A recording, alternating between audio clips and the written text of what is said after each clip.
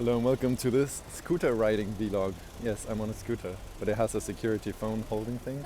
So I thought, why not just film? I'm still hands-free. See? I'm on a traffic light. Topic, thoughts, love. I was told recently that I'm one of the most loving people that this person has ever known. And that was like the biggest, most beautiful compliment for me. But it really got me thinking, what does that even mean? Like, how do you measure how loving someone is? Obviously very subjective, but we're gonna call about this later.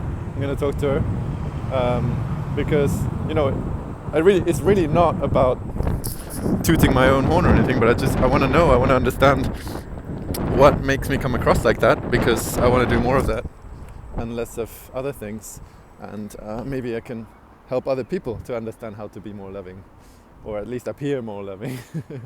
One of the two, ideally be. And I realized love has actually played a massive part in my life. Like, I guess I'm living up to my last name when thinking about life decisions and how I spent my life and what I've experienced and learned.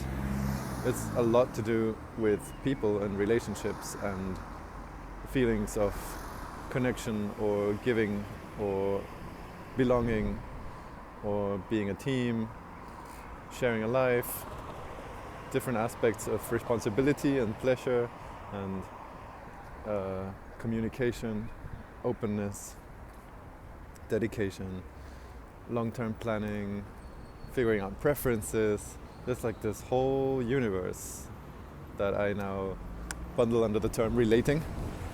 And yeah, it's fantastic, and it does require a lifetime if you really want to go deep.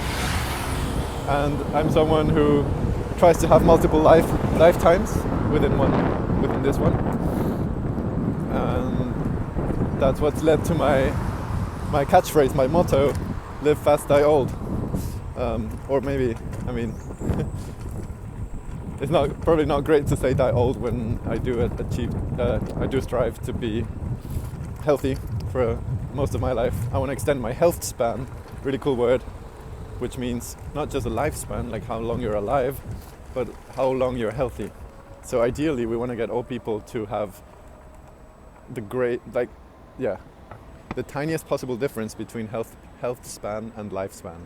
Right? So basically, when your health span starts to end, then your life starts to end. So you go well, you go healthy, and you make the most out of your life because you're healthy. So yeah, that's why I keep thinking, well, should I really say old? Because live fast, die young, physically, strictly, literally speaking, is the goal, but like at a really old age. So live fast, die old, but young.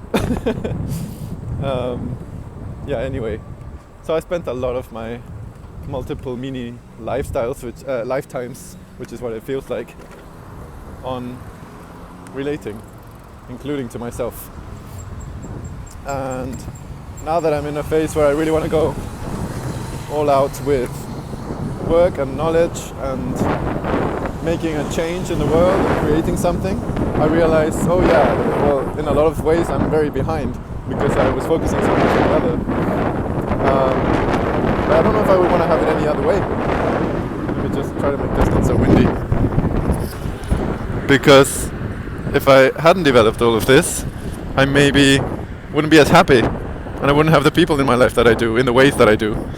And I probably wouldn't have such a good relationship to myself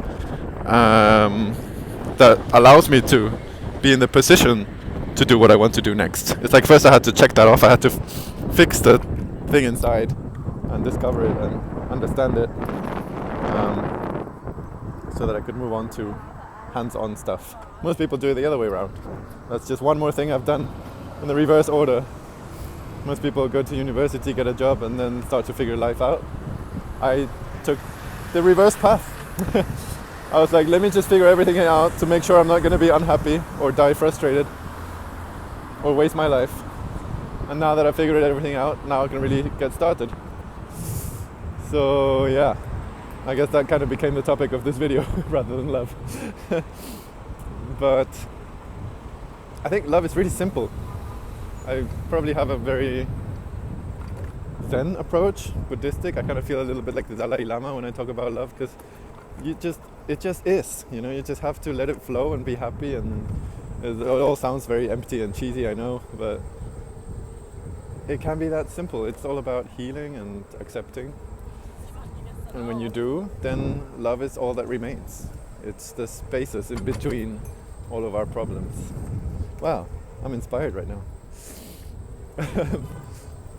Yeah, and it has nothing to do with possession, which is why I struggle so much with things other people have, like jealousy and anxieties and extreme monogamy, toxic monogamy, things like that, or gender roles. Because, you know, yeah, love just is the way we just are. Our consciousness just are. Nature just is and flows and grows, comes and goes, dies and ends. And, you know, if letting go is everything, then it's also an essential part of love. And until each individual doesn't learn to do that, they're not going to have a great time with love. That's my 2 cents. And on that note, getting to the city center where everything starts to get a bit more hectic, I will say take care, and I'll see you in the next one. Peace.